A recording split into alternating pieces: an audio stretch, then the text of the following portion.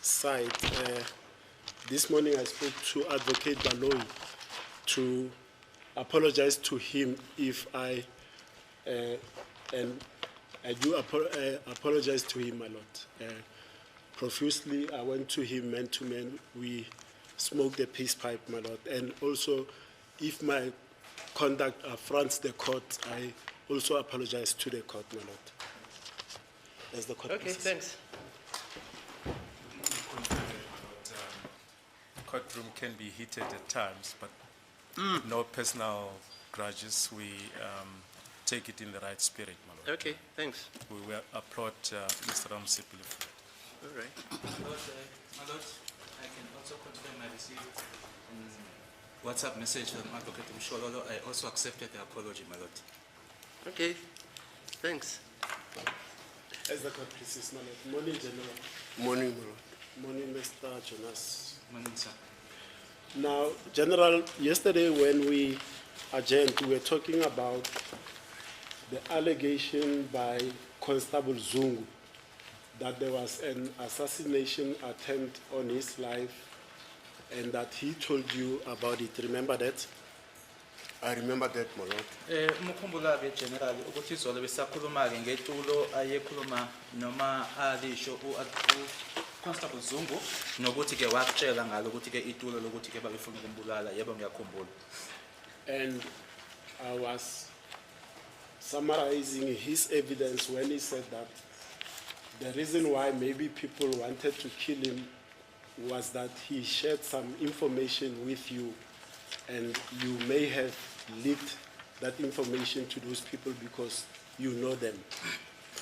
My lord, he's lying under oath.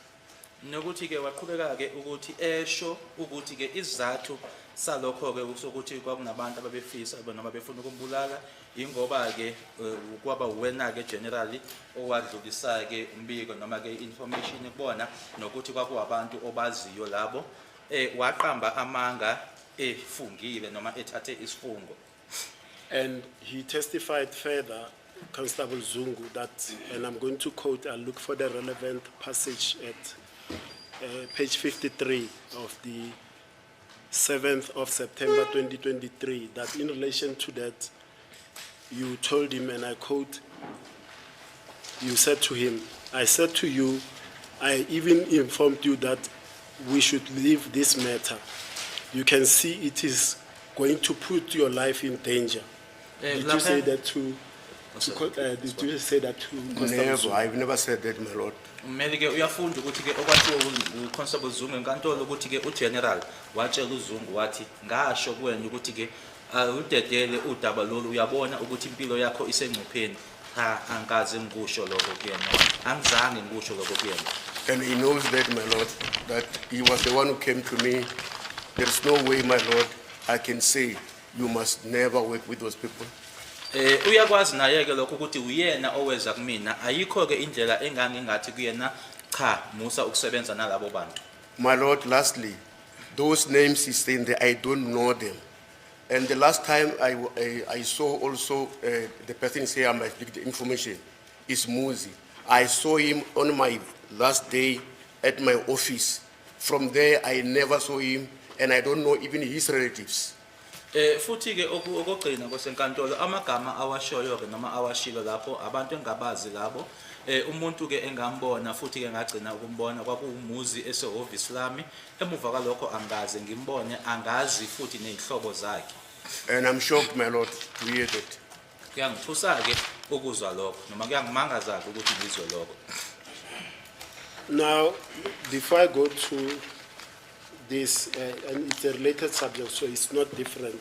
Just to touch on yesterday, when you testified, General, that Constable Zungu said to you he could identify or try to locate the SAP-30 number for the firearm that was allegedly used in this matter, in the matter of Mr. Senzo Meyiwa. Remember that? I remember that, my lord.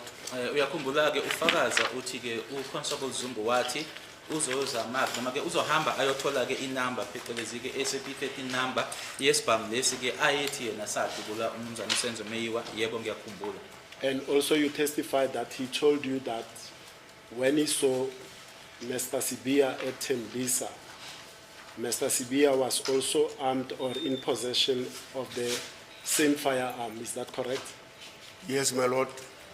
Nokuthi ke futhi ngesikhathi athi wabona ngaso umnumzana uSibiya ethembisa ukuthi ke umnumzana uSibiya wayesiphethe isibhamu leso. Yebo ngosenkantolo. Now the questions are these, General.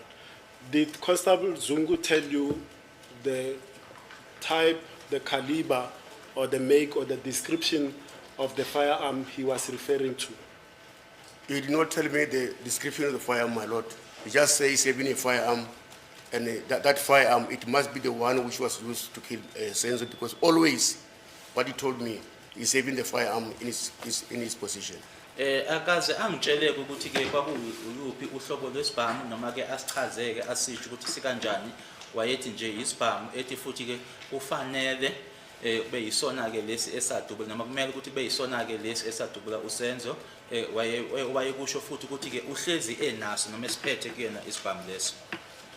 And General, did he tell you, Constable Zungu, as to how he came to know about this firearm that was allegedly at the SAP 13 store somewhere in KwaZulu-Natal? How did he come to know about it? My lord, he said because they are the families.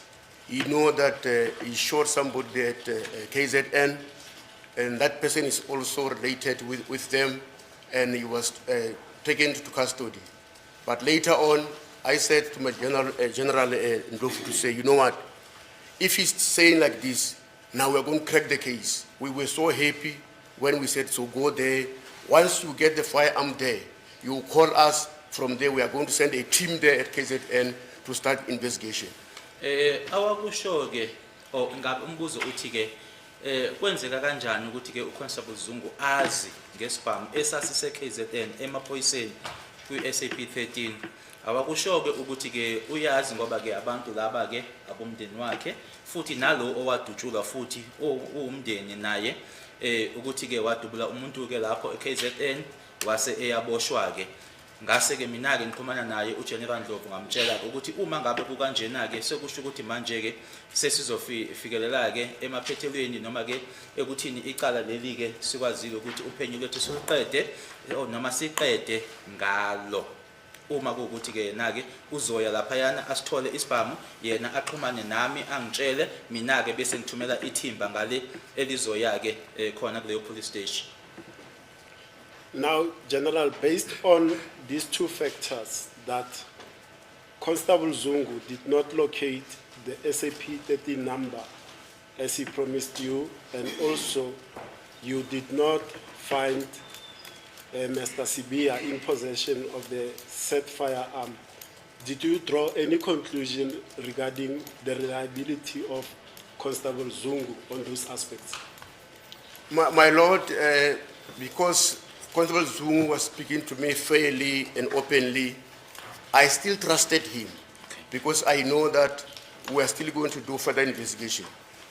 Ingabe ke ngenxa yalokho ukuthi ke uConstable Zungu awahamba waya KZN isibhamu akasithola noma ku-SAP 13 number akayithola nokuthi futhi ke uSibiya nambopha anathola isibhamu. Ingabe lokho ke kukhona ke okwakushiya ke emqondweni yakho mayelana ke nokwethembeka kwakhe uConstable Zungu? Kumina ke ngenxa yokuthi wayekhuluma ke ekhululekile ke futhi nje kungekho ekhuluma nje konke nje nami ke mina ke ngase ngangimethemba ke ngoba nganginalento ethi ke sisezoqhubeka ke sisebenze ndawonye. But I was worried that for the first time there at KZN, we did not get a firearm. Also, when we arrested Muzi, there was no firearm. But still, I said the way he gave us the story, we believed him. I believed him. Okokuqala ke ukuthi nje kuyiwe ke eKZN okwakungihlupha ke ukuthi waya eKZN isibhamu akasithola waboshwa uMuzi isibhamu asatholakala kuyena kodwa ke ngendlela ke angixoxela ngayo ke nginikeza ngayo umbiko ngangisamkholwa. Now, General, let us come to the firearm that relates to this case now, regarding what you were told as you were still supervising this case, so your involvement in this case, not what Zungu said. Regarding the firearm that was used to commit the murder of Senzo Meiwa. What was your understanding of the type of firearm that was used here? My lord, it was a revolver, because everybody was saying it was a firearm, even the wheels. So all of us by that time, we thought it's a revolver. Wena ke wakutshela nanjengoba nawe ke wawusayilandela ke icase lena ke uyini owayitshela mayelana nesibhamu ke lesi ekuyisona esasetshenziswa lana ngoba ke satshelwa ke lesibhamu esinesondo ke okwakusemqondweni ukuthi kwakuyi revolver. And when you say everybody was talking about a firearm with a cylinder or a wheel, who are you referring to? I was talking about the people who were interviewed by my team at the province by that time. Uma uthi ke wonke umuntu wayekhuluma ke ngesibhamu esinesondo ke ushobani ngikhuluma ke ngabantu ithimba lami ke elaliba interview noma likhulumisana nabo ke ngaleso sikhathi leso. Those who were inside. Labo ababe phakathi. Those who were inside of what? The house where Senzo was killed. Phakathi ke endlini la uSenzo abulawela khona. Also, Twala Mtokozizi, because that one I spoke to him personally. He said it was a revolver. Kanye naye ke futhi uThwala uMthokozisi ngoba yimina ke owakhuluma naye uMthokozisi naye ke washo wathi kwakuyi revolver. Okay. All right. I've done this, I've done this. I think I've covered the issues that let me check something, sorry, Colonel.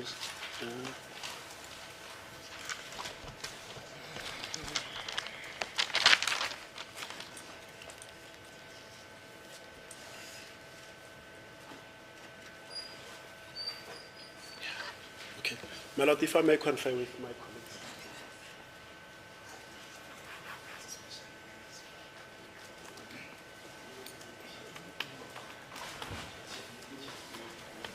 May I also approach accused number 2, my Lord, as the court Yes. pleases.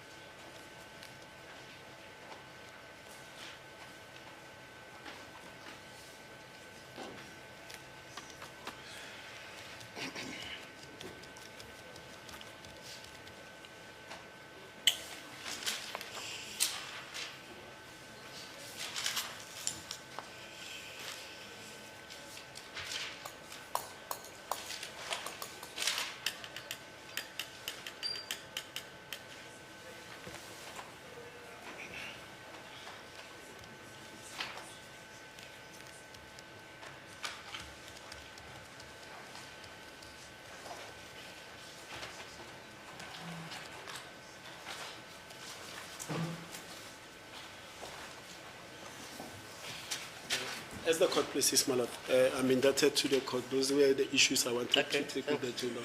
General, thank you so much.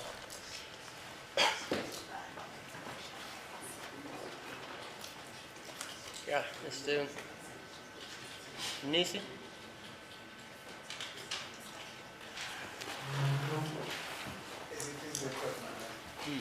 But I don't think I've got questions to the general. Romano? My Lord, may I request 15 minutes adjournment before I proceed? I do have questions.